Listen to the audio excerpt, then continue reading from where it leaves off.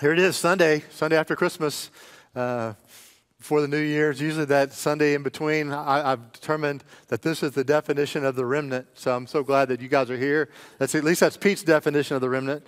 Maybe there's a different definition in the Bible, but that's mine this morning. It's been a great year in 2020. It's been a hard year by all accounts. I think everybody can agree with that. There's probably been harder years, but 2020 will go down as one of the hard ones for sure. So my message this morning kind of gets back to the basics. One of the things I like to do in my own life is, with the changing of the calendar, kind of reflect, take some time off to reflect what's going on with me. And so kind of this message this morning is kind of one of those types of messages. You're coming off a great season of Advent where we've had great messages about who Jesus was and what he did and the birth. And this has been a great season of that. But it's also this changing of the calendar that's just really something I've thought a lot about this week, especially that kind of to me, you have this God that lives outside of time and space that gives us a calendar that we can go by. The day, he tells us day by day, my mercies are new every morning. Here's the calendar of the months and the calendar of years. Each year comes something fresh and new that God gives us. I think it's a gift that he gives us that he doesn't necessarily need himself, but that we get to kind of take time to reflect. And this morning we're going to look at one of the things that Jesus talked a lot about, and that was his kingdom and what it meant in his kingdom. And of course, his kingdom, and at the time he was talking about that, they were under the Roman authority, and so they were used to the kingdom of Rome, and that was kind of what everybody in that area knew. They were the dominant power, and so they were understood what the Roman kingdom, the kingdom according to Caesar, would be like. But Jesus said, "My kingdom's going to be different. My kingdom's going to be," and he used a lot of parables to explain it, and he used. These parables are just kind of these, for most of you know, but for those of you that don't, parables are these metaphors. They're short narrative stories that Jesus would use to highlight one specific spiritual truth about himself or something that he wanted people to understand. But it was used where the people that were open to hearing what Jesus had, they would understand what he had to say. But the people who maybe were didn't really want to know what Jesus had to say, they were further alienated by it. They just kind of made them mad, made them angry. And so Jesus, in Matthew chapter 13, we've talked a lot about Matthew during the Advent season, but we're going to continue on this morning looking at in 13. He uses really 6 or 7, depending on how you count them, 6 or 7 parables to talk about his kingdom. He starts off by talking about the sower, the parable of the sower. He talks about the parable of the weeds, the parable of the tares, the parable of the mustard seed, and the parable of the hidden treasure, and the parable of the pearl of great value, and the parable of the net. So he used at least 6 or 7 parables right there just to talk about one thing, his kingdom, and what his kingdom would be like. And so with that this morning, we're going to look at Matthew 13, verse 44. Kind of a simple topic of, Jesus says, the kingdom of heaven is like a treasure hidden in a field. When a man found it, he hid it again. Then in his joy, went and sold all he had and bought that field. Kind of an interesting thought that Jesus talks about here. A lot of questions that you kind of ask this text, like, Jesus, why was it buried? Why did the guy have to go sell everything he had to buy it? And just some questions that kind of pop up in our mind. But I think the heart of what Jesus is trying to get a point is kind of clear with all the commentaries. They all agree on one thing, that this might be the easiest parable to understand. Because even if you were poor, you didn't own anything, you kind of had an idea what it took to buy a property, what it would take to buy a property, what you would be required of you to do that. And everybody dreams of finding a treasure, right? I remember when you were young and you didn't have any money and you put on an old pair of pants that you hadn't worn in a long time, you reached in that back pocket and there was a $20 bill in there, and it's like, oh my gosh, and all of a sudden you felt rich, right? You felt like this is how great that was to find that money, find that buried treasure. And so we dream of it. Now that we get older, we dream of bigger treasures than $20, but we dream of finding something of great value. And Jesus is really making it very clear that he wants us to understand the value of his kingdom.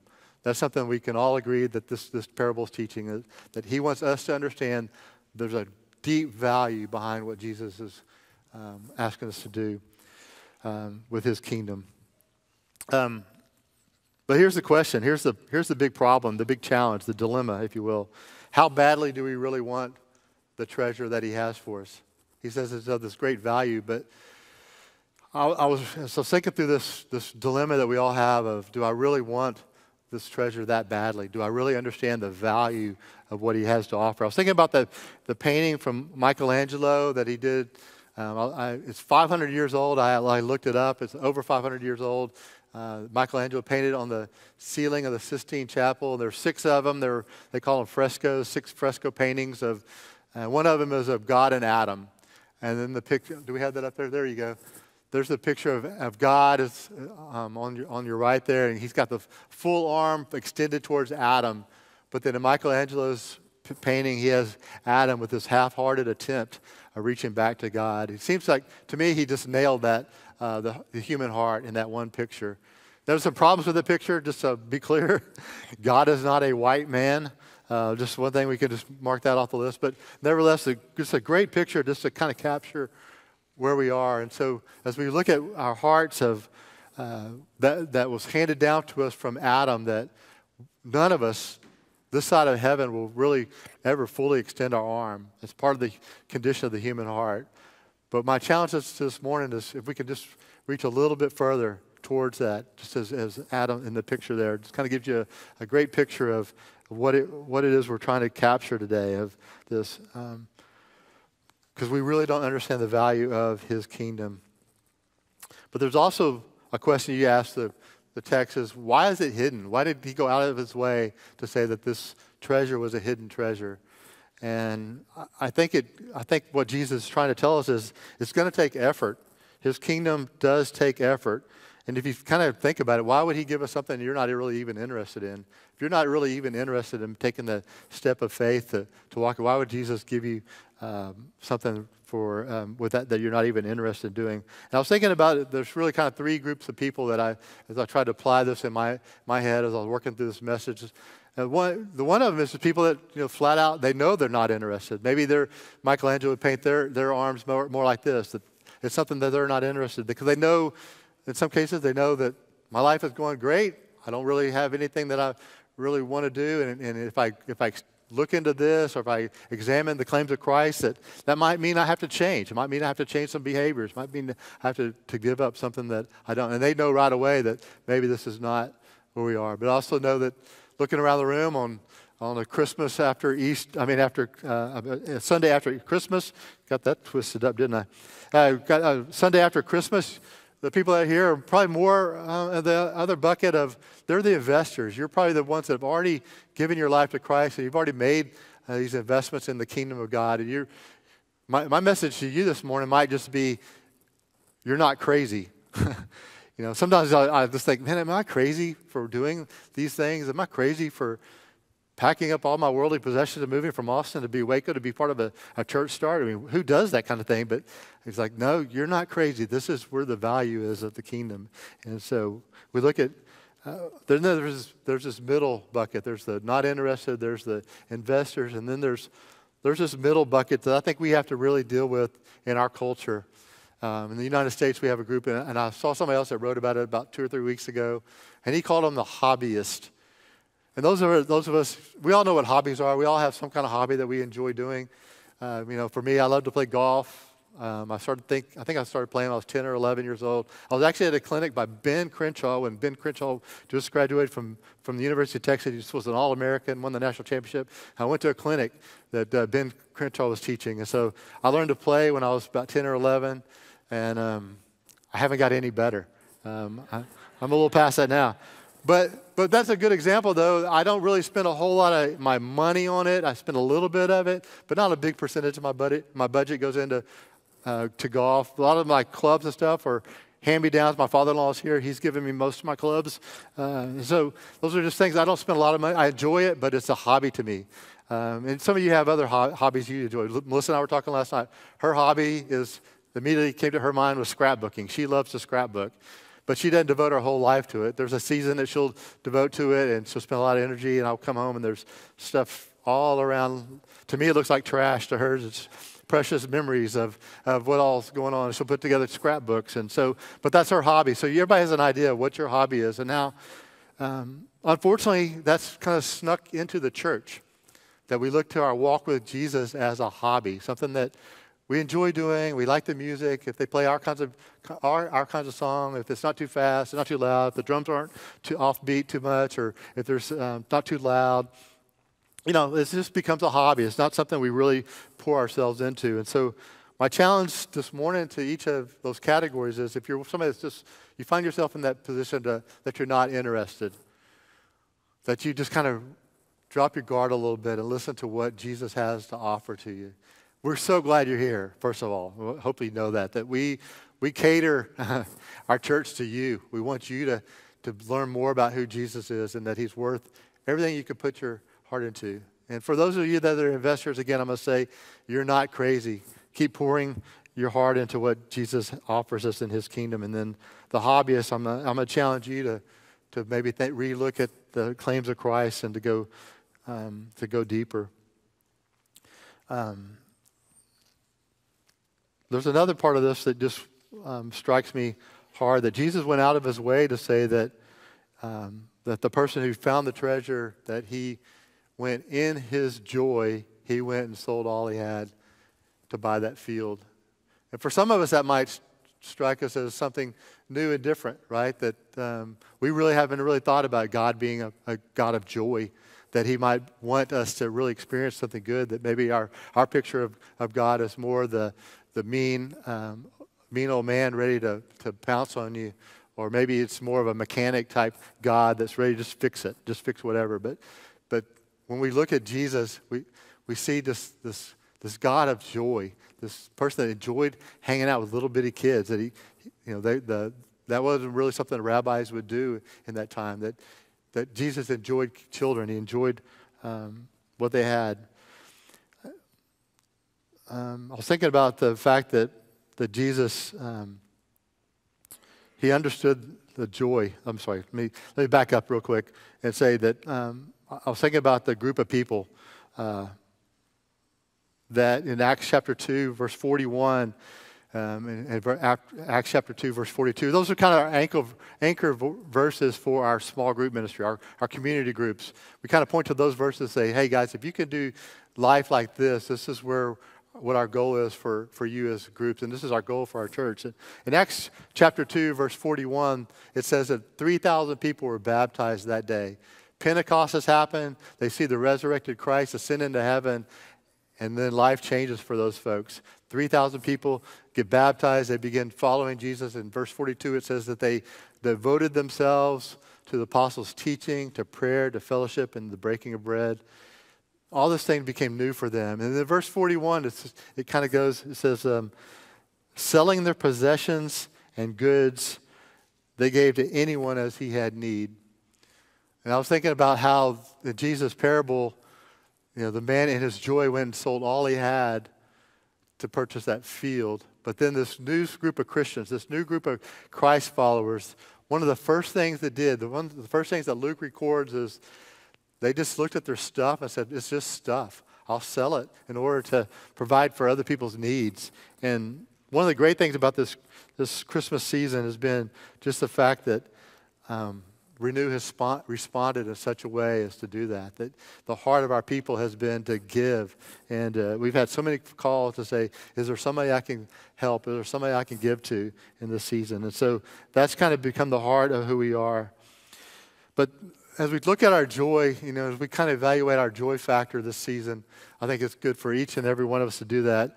I want to just point out to the fact of how connected this is to the first part of this, that if we don't value what Jesus has done, if we don't see the value in the treasure that he offered to us, our joy is going to be really low. You have low value of the treasure, you're going to have low joy.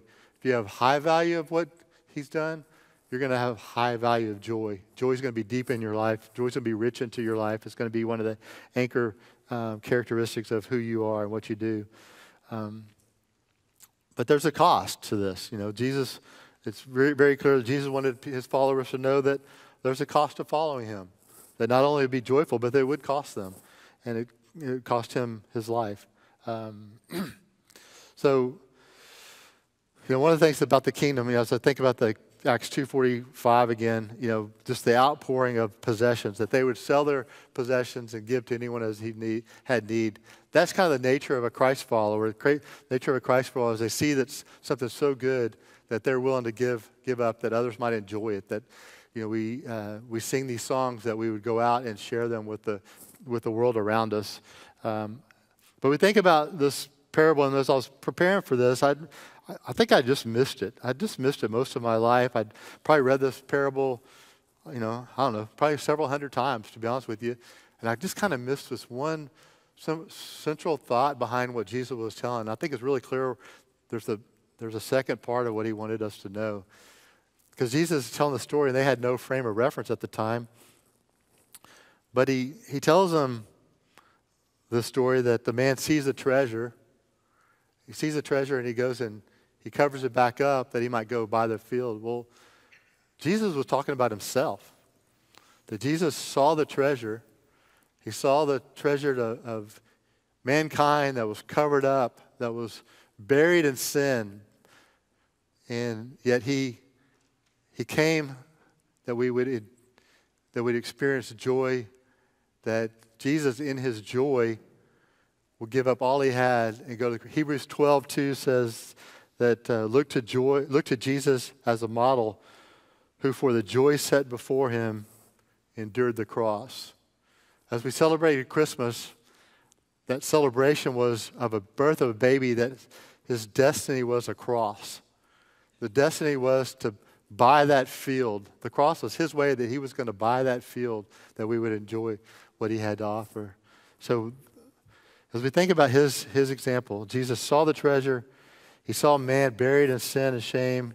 He gave up everything he had. Think about what Jesus gave up, that he had the proximity to the Father. For the first time in the history of the world, from the creation of mankind, Jesus was no longer connected to the Father. He gave up that comfort. He gave that position. He gave up that authority of heaven, that he would come to earth, that we would know who he was. And so you look at this parable again in a different light when you think about what he's done, that he had such great value of mankind that he would, in his joy, give it up to. And he did it in joy. So what do we do with a message like this? I mean, I was thinking about application points, and sometimes it's really easy to kind of give some behavioral changes and challenge people to do this or do that, or hey, do this and this will make things. This is, as I was thinking about this message this morning, this is really more of a heart check message, isn't it? I mean, this is kind of back to the fundamentals of it. I was thinking about Vince Lombardi, that there's a legend of Vince Lombardi in front of the Green Bay Packers. He was that legendary coach. Some of y'all know who he was. And this team had got just slaughtered the weekend before, and he went before this group of professional football players and said, hey, guys, we're going to get back to the basics today.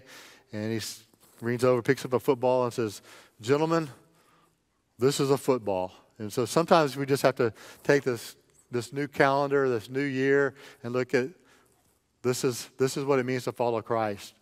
That we highly esteem what he's done. We highly esteem the treasure that he's offered to us, that we might have the joy this side of heaven, that the world might be different around us, that we might be more like him this upcoming year.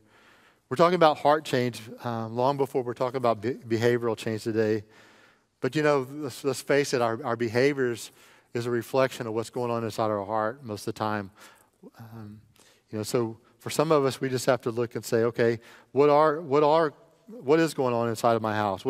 How do I talk to my spouse? How do I talk to my roommate? Am I peaceful? Am I joyful? Am I somebody that's just really hard to get along with?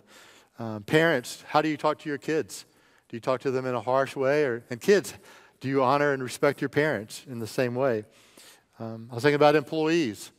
When we go to work, are we people who have a joy about us? Do we have a sense of we understand what it is that's been done for us, that we might look on those around us with an enthusiasm and a joy for what God has given us? Maybe we hate our job, but we love the fact that God has given us some way that we can make a living and make a contribution to our community around us. And maybe we're the boss. Maybe we're the employer. I know some of you are employers. And think about in terms of how do my employees feel about interacting with me? Is it something that they know that I follow Jesus and know that it's not because of the words, but just because of the way I treat the people, because I treat them with respect and with dignity. And I'm thinking for some of us, we just have to look at where we're making our financial investments, because it is talking about going and buying and selling all we had that we might have the treasure. And so some of the financial investments we make in ministries and in kingdom where Jesus is lifted up. If the band wants to come back up, that'd be great as we wrap this up. But those are kind of just the heart check message that I'm offering for you today, is to think about who it is that we're called to do. Last week, Wayne asked you to take the week and do an inventory of kind of where you are in your walk with Jesus. And today I'm gonna push a little harder, a little firmer on that before you go to bed tonight, before you put your head on your pillow, maybe even before you eat lunch. We still got time before lunch. Before you eat lunch, Stephen, to think about, take some time out just to reflect. How would Michelangelo in that painting, if he was drawing the condition of my heart, what would my arm be like? Would it be crossed? Would it be, have I pulled back this year because of things hadn't quite gone my way? Or am I fully extended out to God? And how much more can I do that this year? So take time this day to do an inventory, to do a gut check. I'm going to challenge you to find a trusted friend. Find somebody you trust that you can just call on and say, this is where I am. I was challenged to do this today, and if they're not in the room today, explain to what you're looking for, and just ask them that they would be your help, that they would walk with you through this next few months to get you back to where your arm might be just a little more extended. Then ultimately, lastly, I'm going to ask you to not only get with one trusted friend, but find a group of people. Find a group of people where this is important to them, where they want to also treasure what Christ has done. And so around Renew, we call those community groups. They're just groups of people that each of us have our arms just in a different spot along the way. And sometimes there are even people with crossed arms that come to our groups just because they want to learn more about who Christ is. So I'm going to challenge you to take an inventory today, to find a trusted friend, and then open up your heart to find a group of people that will help you to this will be just a normal part of who you are and what you're doing, that we might all be deeper and deeper investors this year. Because we can keep learning, we can keep pressing on to what the kingdom of God looks like, because he spoke about it often. Let me pray for us. And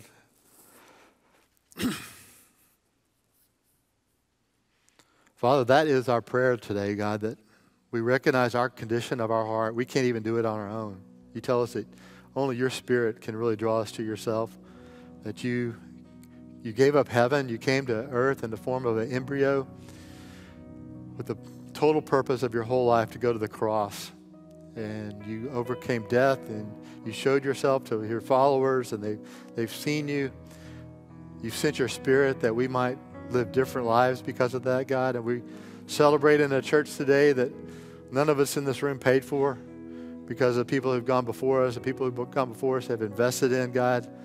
And we thank you for how you've done that, how you carved a way that we would be able to celebrate you today. Lord, for each one of us, we have different places in our willingness to reach out to you.